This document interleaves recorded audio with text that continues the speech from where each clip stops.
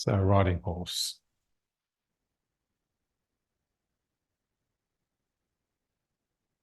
Central equilibrium. Feeling the movement within the stillness. My body's being pulled down. My heart and my energy are being lifted up. Drawn up.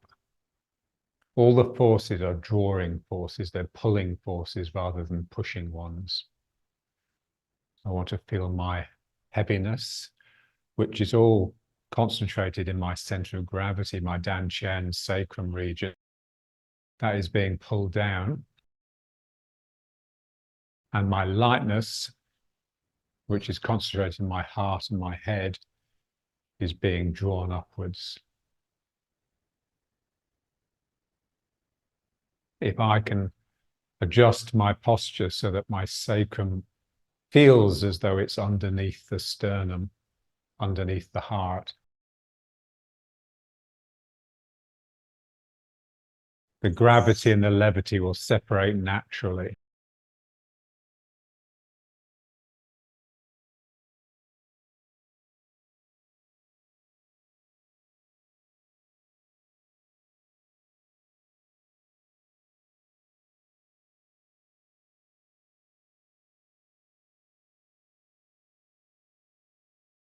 Feel the down.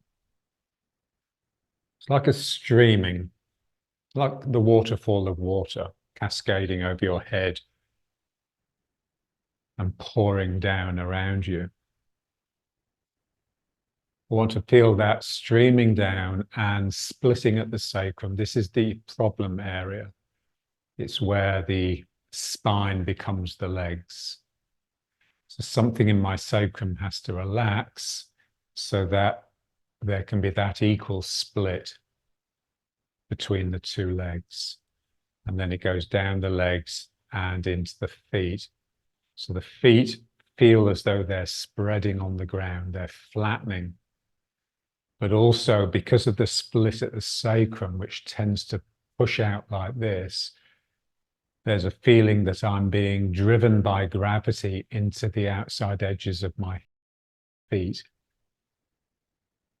It's making me sink and it's making me more and more bow-legged.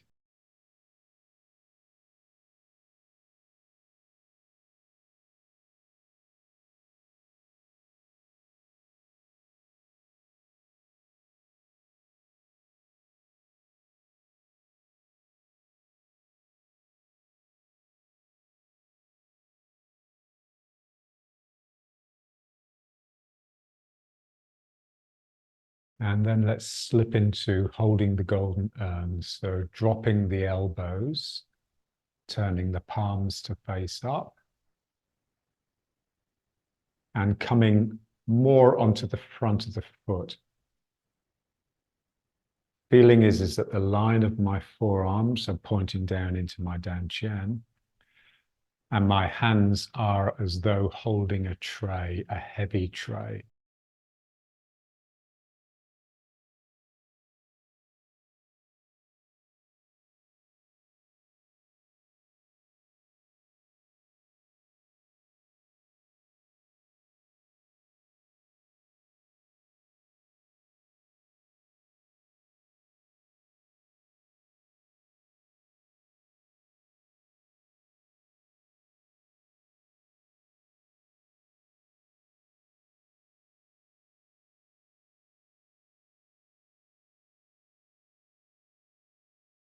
This posture is quite extreme. The arms really feel quite twisted.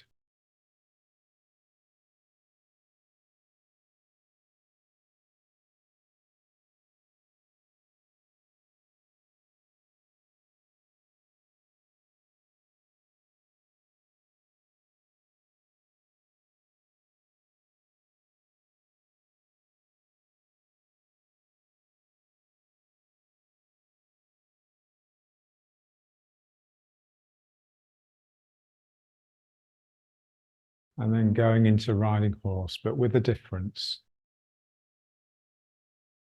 I'm going to do this hand first and go around this foot. So what I want to do is turn this way, as though I'm yielding someone through to my left here. I'm using my forearm to bring the person through, and then I pull their arm to the right, and then I push out, but now with my little finger on top. So my thumb is pointing down, so palm is facing out, and then the other arm, so bringing it into my right, and then sweeping their arm out of the way, and then just pushing them in the chest. So now we have the two ward-offs, but with the palms facing out, so it feels a lot stronger, feels more extreme. Feel the little finger edge of the arm. The small intestine, it's the meridian for the small intestine.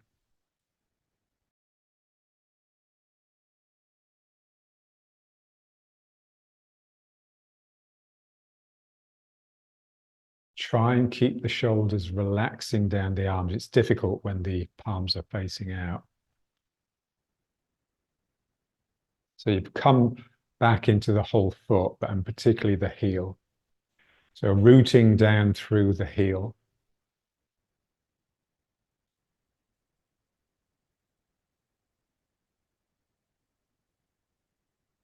And now let's slip back into holding the golden arm. So just twisting the arm. So I'm turning this way to the left again, and then I'm turning to the right to bring the other one in. And I just come on to the front of the foot a little bit more. So again, it's still the little finger edge of the arm, but now it's the inside of the arm, so it's the heart meridian.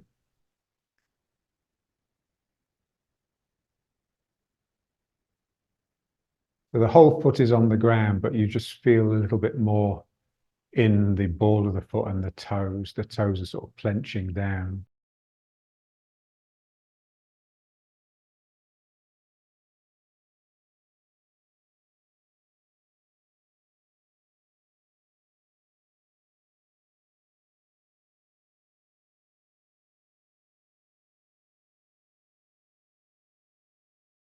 Feel the two forearms pointing down from the elbows into the dantian. So it's really focusing into the dantian, but also feel the spine strong, thrusting the upper heart upwards.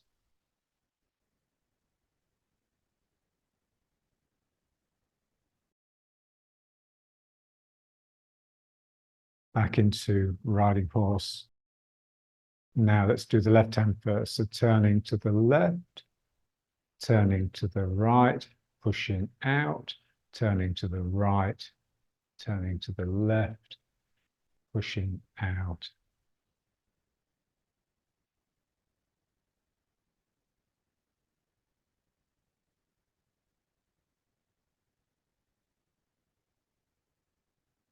So these are real qigong postures.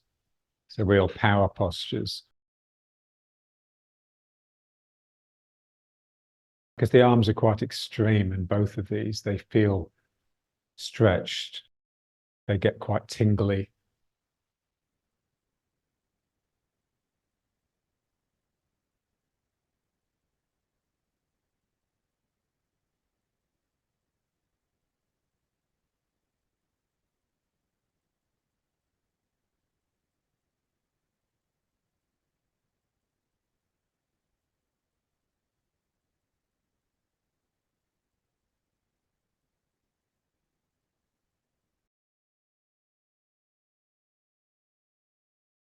Back into holding the golden urn. Each time you come into it, you can get a little bit more extreme. Your angles can get a little bit sharper. So the feeling is that this is really pulled in here. So it's a bit painful in the upper arm towards the shoulder, and the wrists are really bent.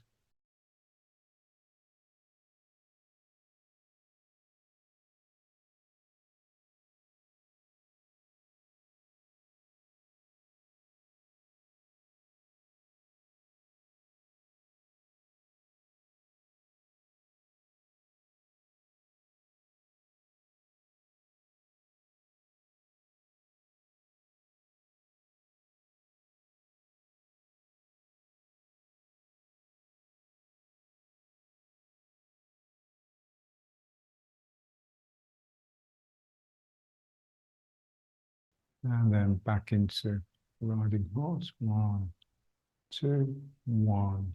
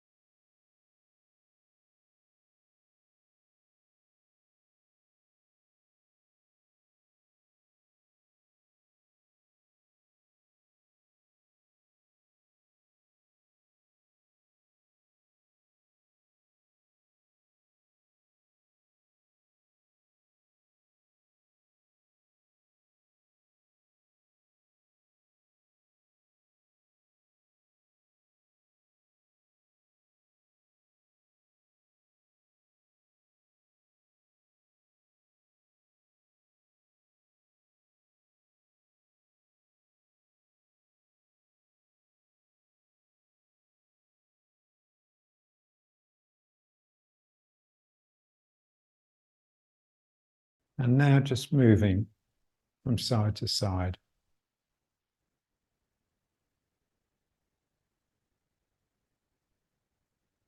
We want to use the body like a skilled manual laborer.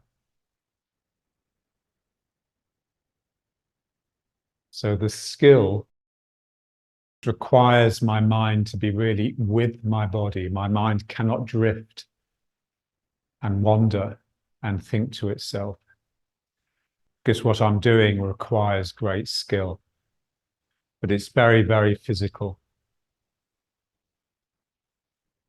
So I'm drawing again, I'm pulling the ground with my leg to pull my body towards the foot. I'm not pushing, I never push. Pushing is coarse.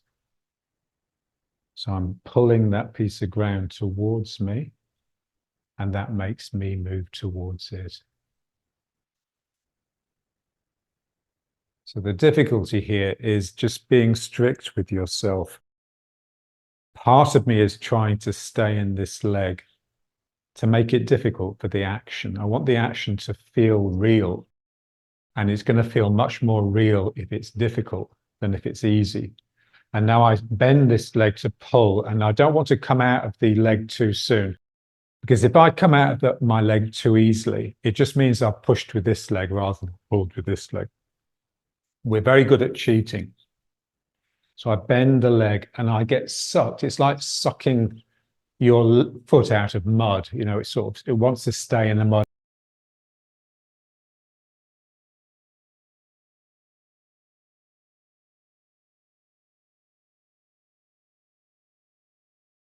So I bend the leg and slowly I'm sucked out of this one. And that pulls me into the other.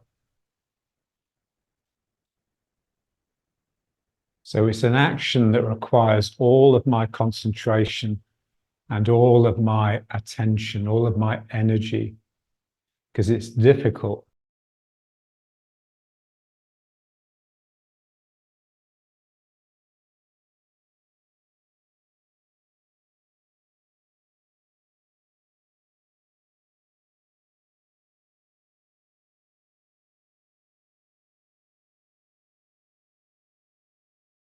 Just like a manual laborer, a skilled manual laborer who takes pride in his work. So he has a certain flair and artistry to his actions. The finished product needn't look any different from anyone else's work, but just the way the body moves, it has grace because it's being used well and it's being used correctly.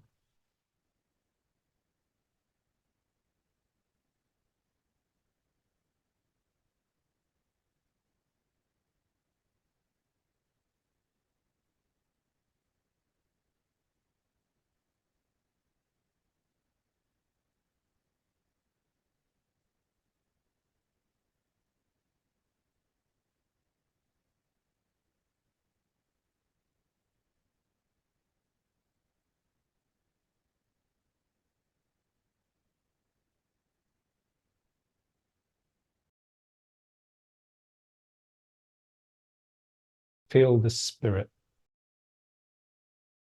The spirit is the part of you that sort of makes a bit of a fiery effort. So if you look at what the body's doing, where's the effort?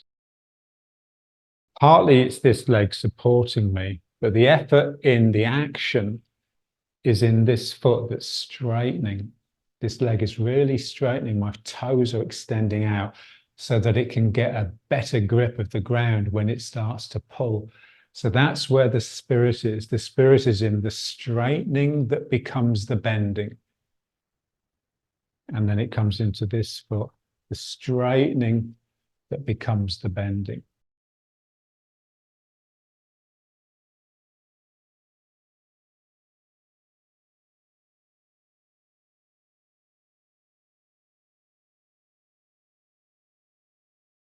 So the spirit appears at the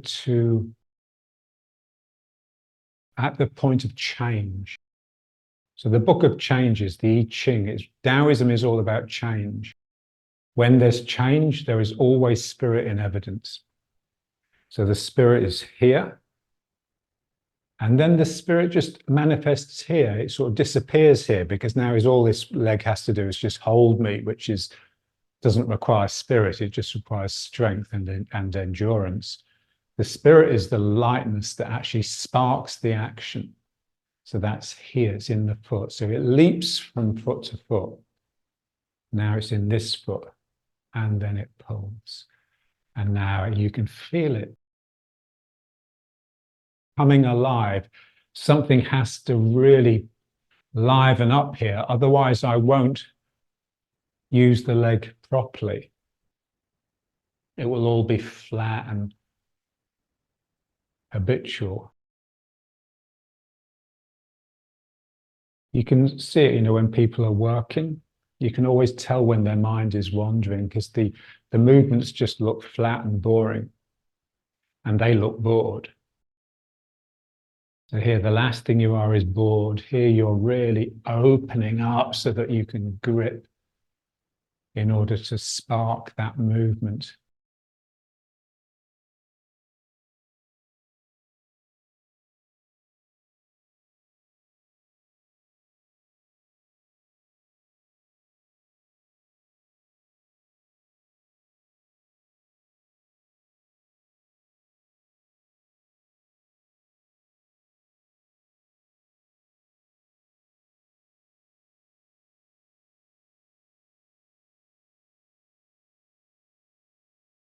So I repeat a simple exercise, and because I can keep my mind quiet and keep my mind on it, the spirit wakes up.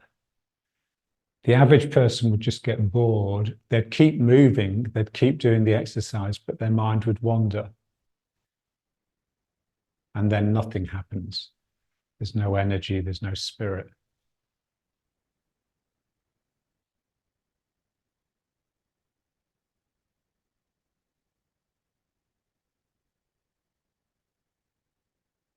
And the more difficult it is, the more spirit. You need the spirit just to get through the difficulty. If it's easy, there's no stimulus for the spirit to rise.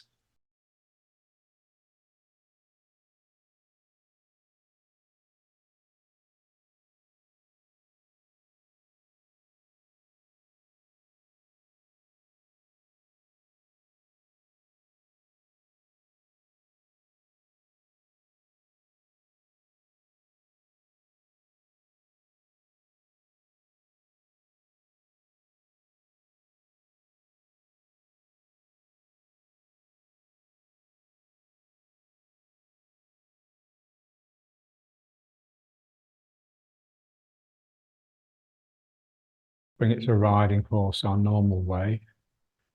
The thumbs pointing up.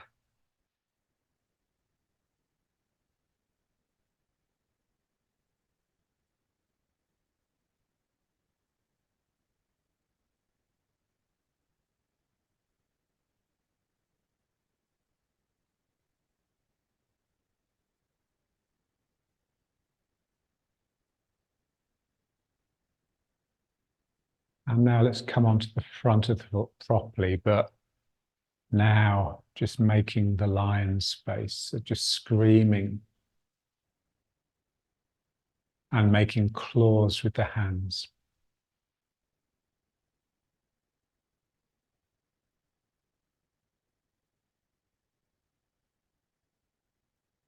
And then just gently rocking back. So again, going from an extreme of still passiveness to an extreme of almost angry activity. So now I'm just all settled inside. And then I just come onto the front of the foot, like I'm going to do the golden urn. So the elbows drop, but I make claws and I really open the mouth wide as though I'm screaming.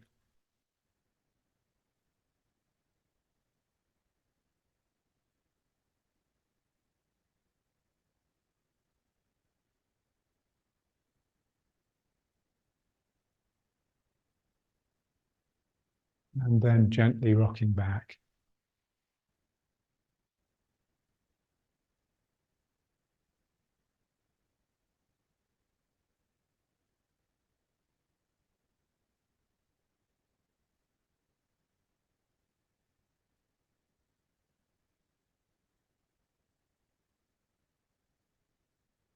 And then one more. So just coming onto the front of the foot and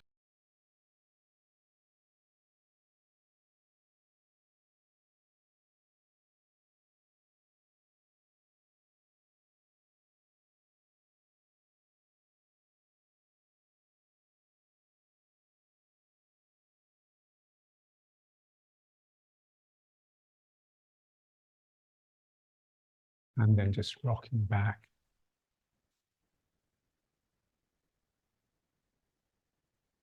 So what we want to appreciate is that those two extremes,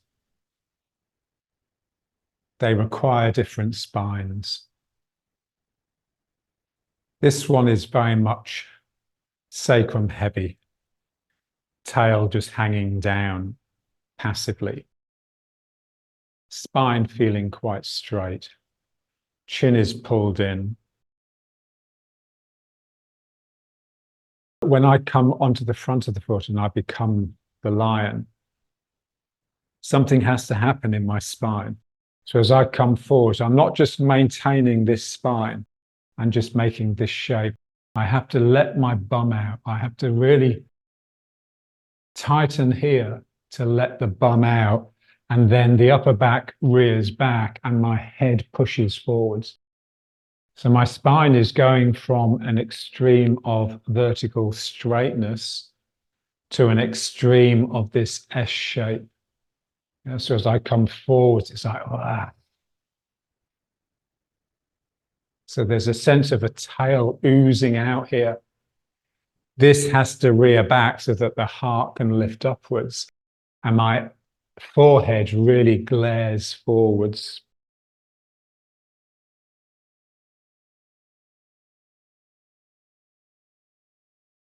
So riding horse is just the straight vertical spine that's being operated upon by gravity. And then when I come into the other one, I become more like the dragon. So I come forwards and I just let my tail out a little bit. I let my chest rise up and I sort of push my eyes up. My eyes are sort of popping out of my head. So my neck is craning forwards. Feeling is that I've really got a bit shorter because the spine has become this curved S shape from the long vertical.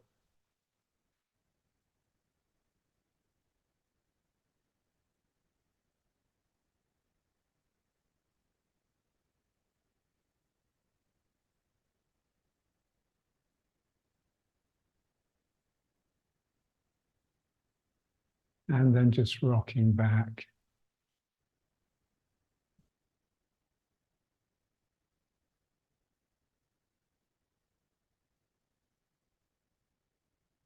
So this is all peaceful.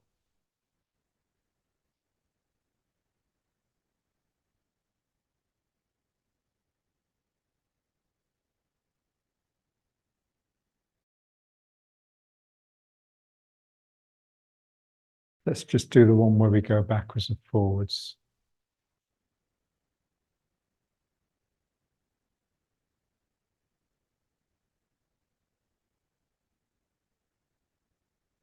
What I'm thinking of, what I'm trying to work on, are the figures of eights. The figure of eight is a circle on top and a circle underneath. I'd like them both to be pretty much the same size. So here, what I'm doing as I go backwards and forwards, I'm just tracing both figures of eights at the same time with my arms. So as I come into the front foot, I'm going over the top of the figure of eight. And then as I go into the back foot, I'm going under the figure of eight. So forwards and up, down and underneath. As I come forwards, the top of the figure of eight is definitely in front of me. And the bottom of the figure of eight feels like it's behind me.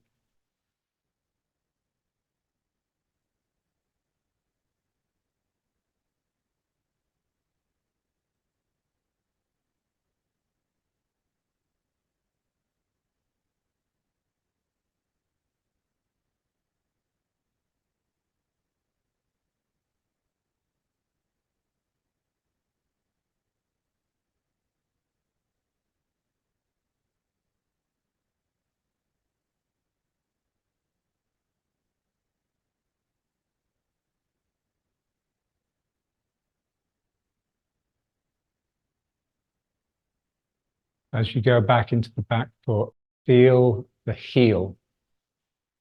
Here I'm really extending my heel backwards and allowing it to cut under.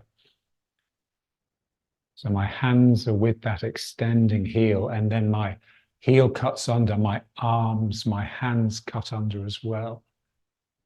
And then here I'm just going into the front of the front foot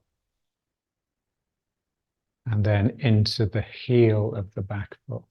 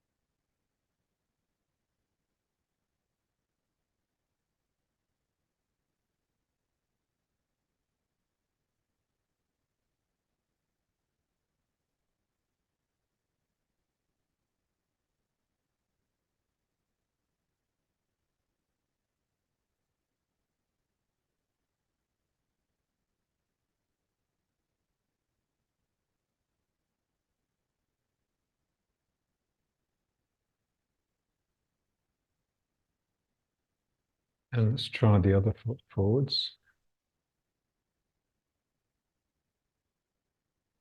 And now just this one.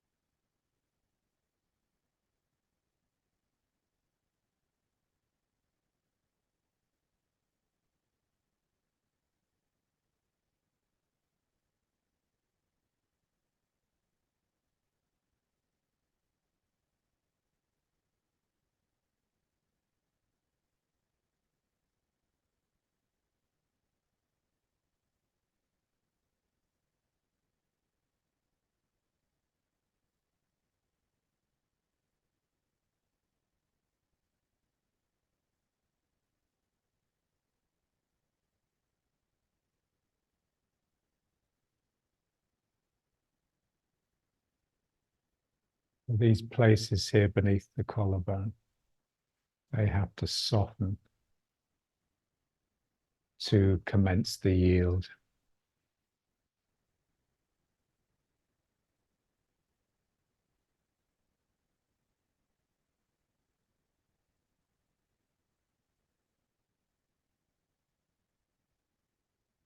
The yielding response is initiated by hollowing the chest. So that's the drawing in of this place here beneath the collarbone. That draws in and that starts me turning and going back and sinking down. This draws in, it starts turning, it's going back. I'm coming forwards, my whole body is coming forwards, but this place here feels as though it's going backwards and I'm sinking.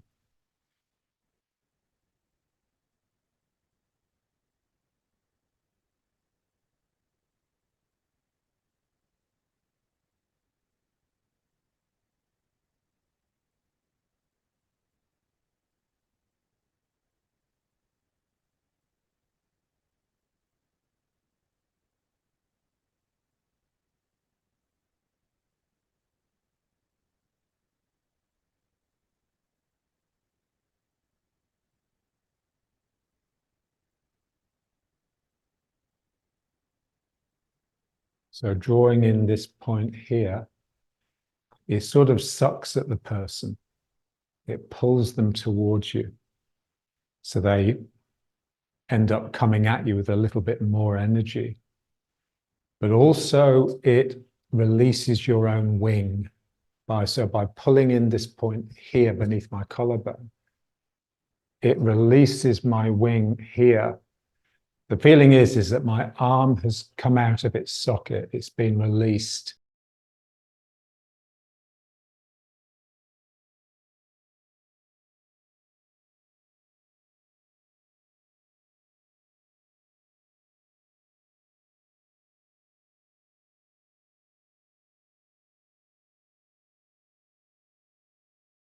This pulls in. So the feeling is that this has happened locally here so that this can happen from my back.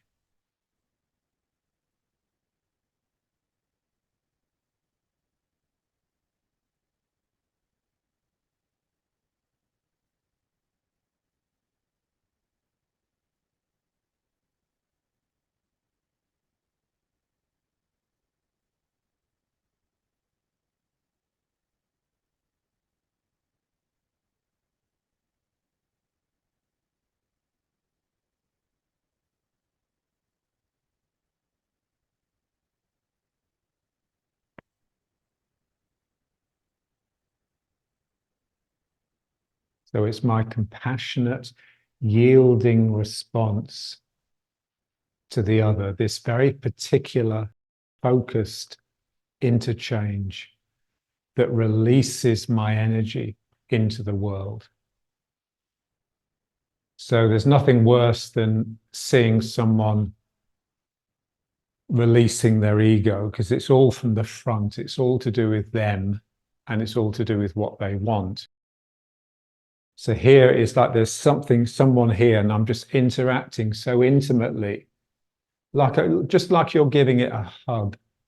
So you're wrapping your arms around and just drawing it into your heart. And that just releases all of this compassionate, beautiful energy from your spine into your world. This is what we want to try and feel. It's the intimacy, the closeness, if you like, of this interaction that's happening with the other person that releases the openness. I have to really feel this. If you can get the intimate interaction really sincere, the opening from the back will happen naturally.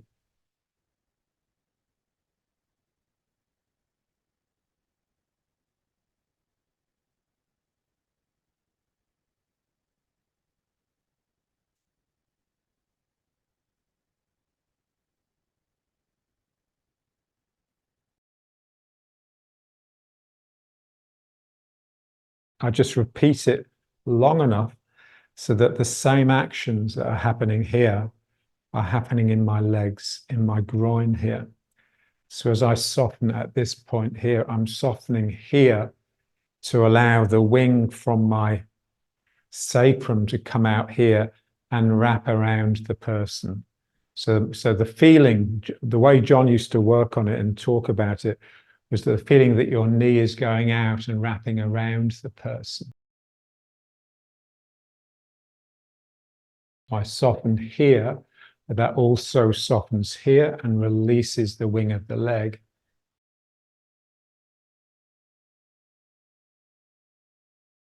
So you're embracing the person, not just with your arms, but with your whole body.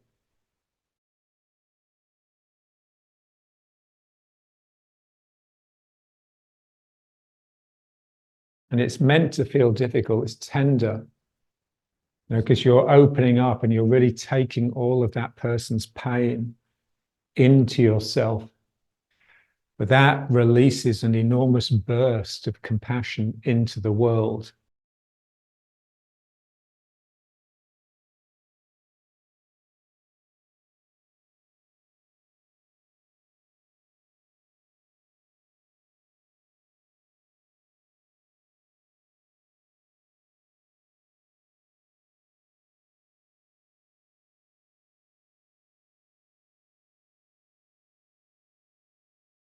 What you want to do is feel the truth of it. It's not enough me telling you. If you don't feel it, then you won't practice it. If you can feel the truth of it, even if it's painful and unpleasant, and if you have a taste for the truth, if you have spiritual life, if you have a soul, if there's a smidgen of depth to you, then you'll want to practice it because something in you will just feel nourished by its truth. And of course, it's the last thing most people want nowadays. People don't want truth, they want fun.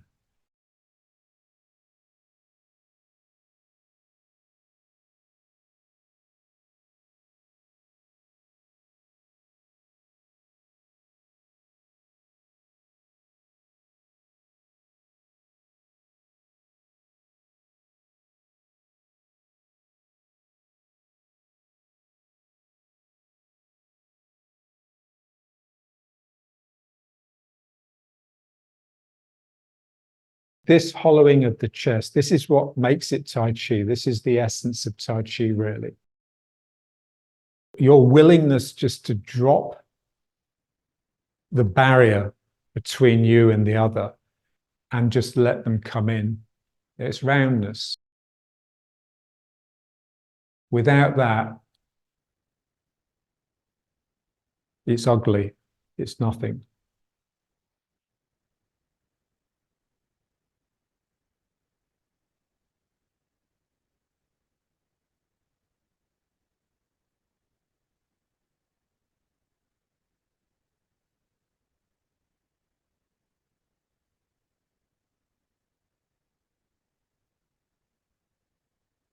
And it is difficult. I remember when I used to practice, in the early days of my Tai Chi, I'll be doing some exercise or maybe one of the postures in the form. I often used to just practice it over and over and over to try and get it right. And if I really got it well, I just couldn't do it again. I had to just withdraw because it just hurt so much. And then I'd really have to pluck up my courage to just try and do the posture again. It's the openness. It rips you raw. This is what we're after. Used to be one of John's favorite words, raw. He used to say, it's like you've grazed your skin, like you've fallen and grazed your skin. And it's not bleeding, but it's weeping.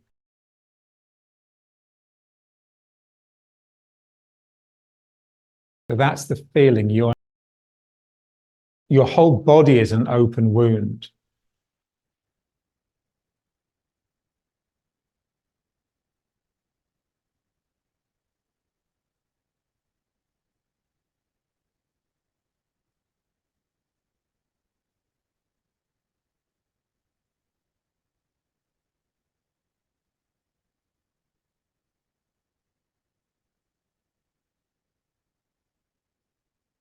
like Jacques Lacan.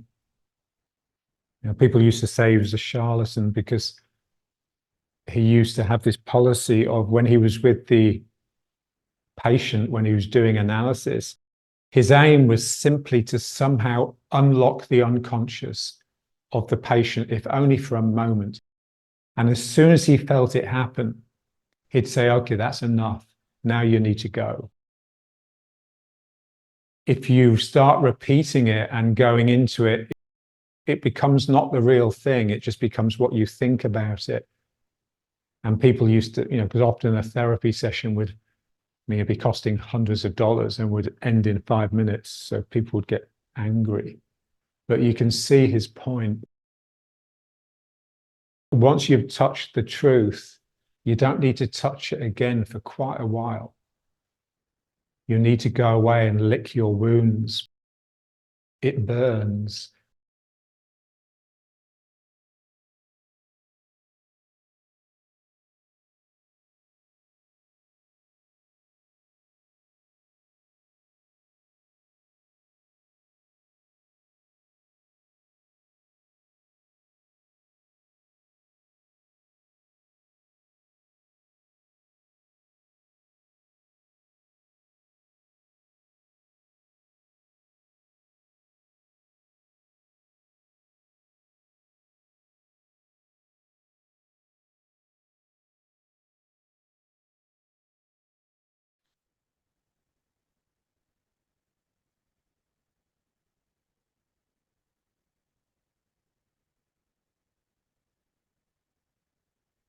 And now just lifting the foot.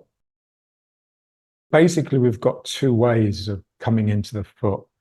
We've got the figure of 8, which goes around like this. So let's just try this first. So I'm looping around the foot into the inside of the heel, round the outside edge from the little toe to the big toe, and then it goes into this foot. So each foot is contained within one loop of the figure of 8.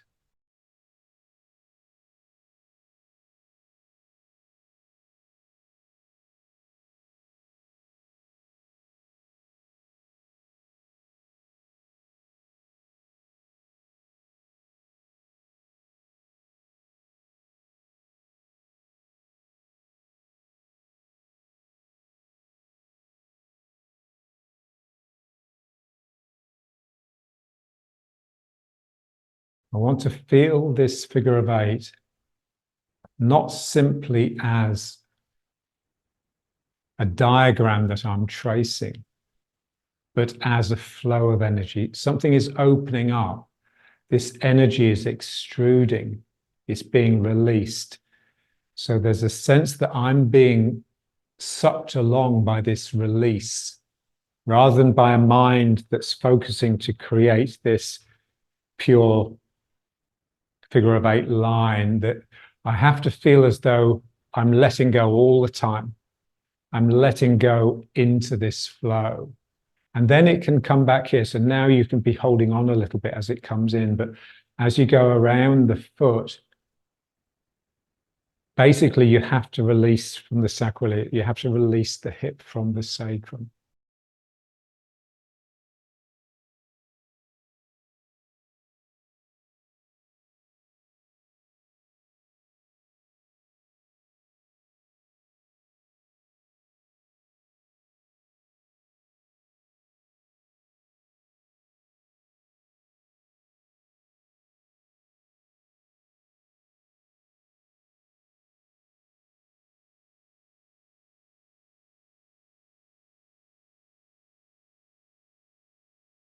So you're really tracing the outside edge of the foot. The big toe has to stay pressed in the ground, otherwise you'll come onto the inside edge.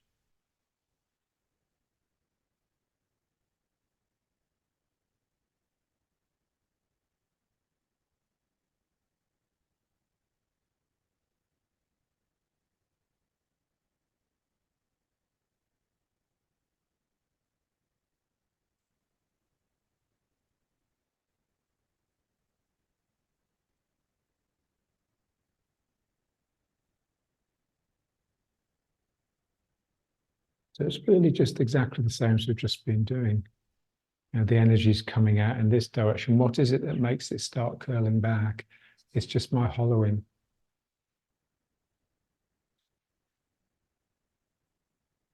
It's my willingness to draw what I've captured back in. I open up, and then I hollow and I suck in.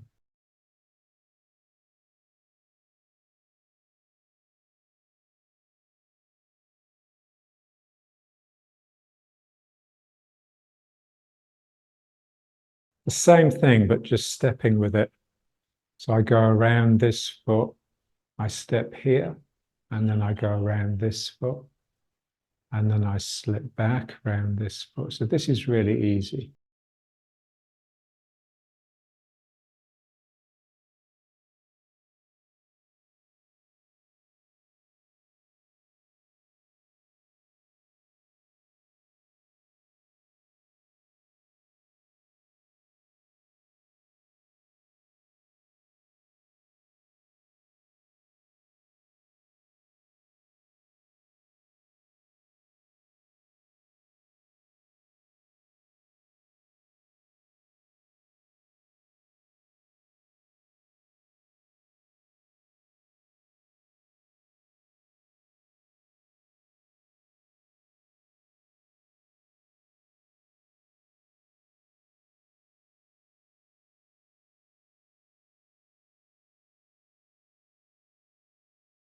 I want to feel this foot being drawn in here before it then goes out. And then this would draw up here, but I don't let it come off the ground. Everything comes in, and then everything goes out.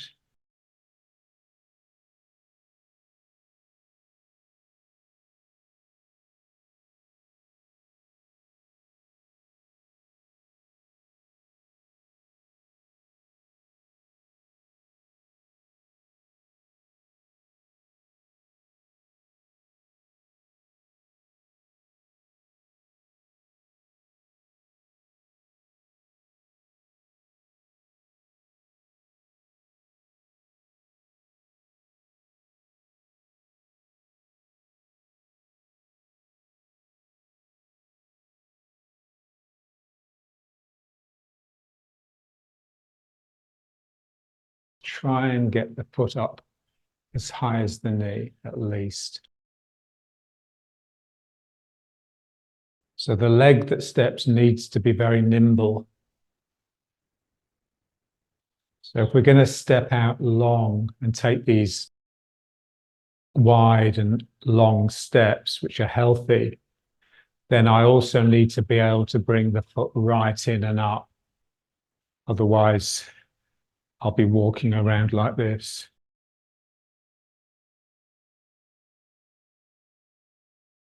Let's try a little bit with the other foot.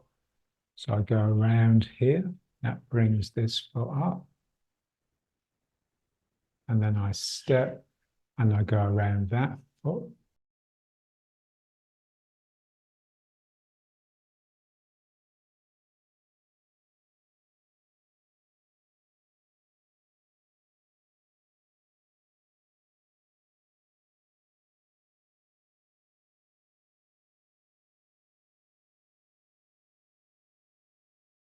I'm looking for extremes all the time. So this feels extremely different from this.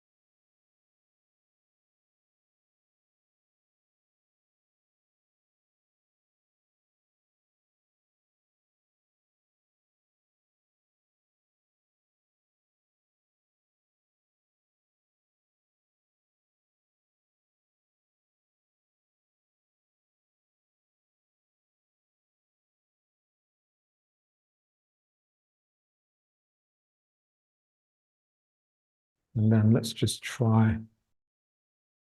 this one, because this is getting the figure of 8 within the foot. This figure of 8 is happening, what we've just been practicing, but also I've got the 2 figures of 8s within the feet as well.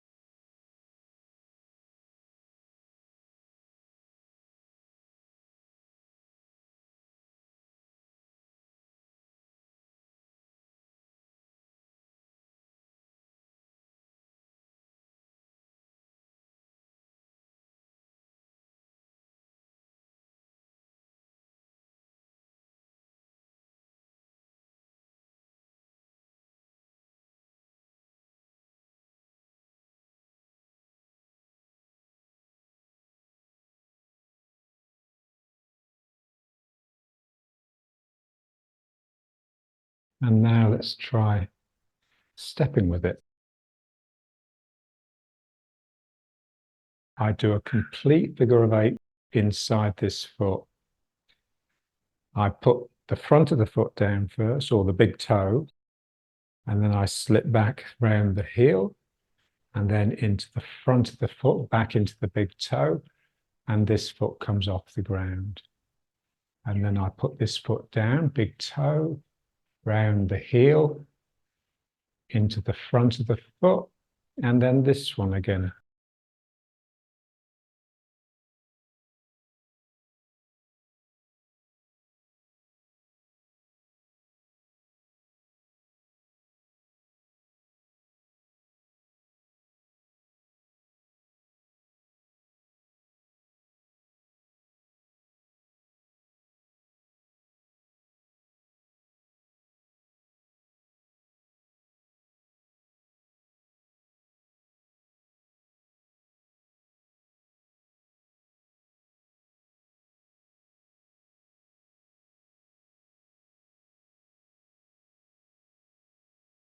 I'm using the whole figure of 8 to make as much contact as possible here with the foot and the ground. But if I was using it with the other person, then I would be using the whole figure of 8 to make better contact with them.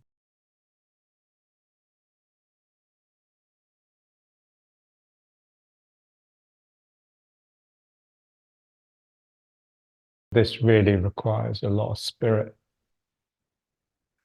Something within you has to really be able to go through a lot of changes, a lot of extremes.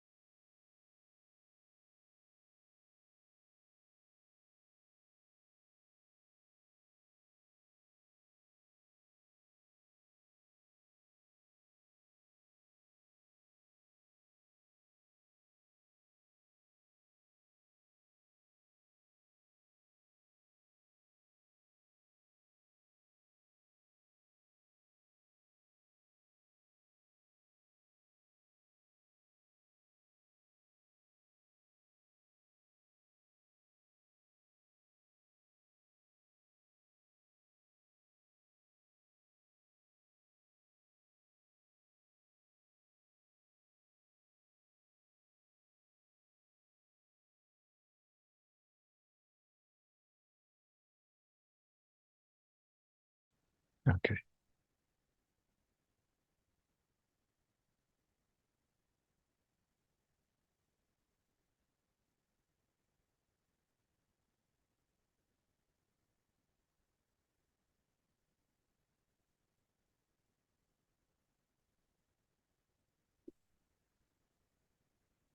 So if I was going to yield to someone, if someone was striking, then you'd reach out and you'd basically just do a figure of 8. So as I came over at the top of the figure of 8, I would be reaching towards them. As I come down the figure of 8, I'm still turning this way, but I'm yielding to them. I'm drawing them in. I go around the bottom of the figure of 8, which just really finishes the neutralizing, sucks them in, brings them down to my root. And then I come up the figure of 8, and as I go over the top of the figure of 8, that would be my strike. So it'd be very quick. It would be internal, but that's all that happens when you yield. It's just a complete figure of 8.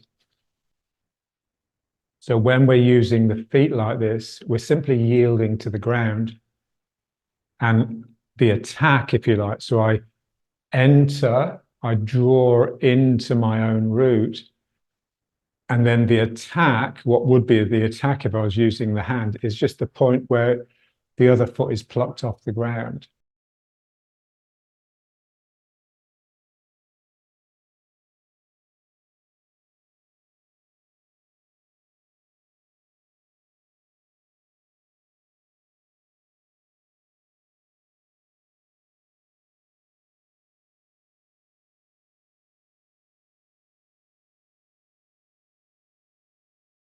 So let's just bring it up. And now, again, we have these two figures of 8s just always wriggling around the feet.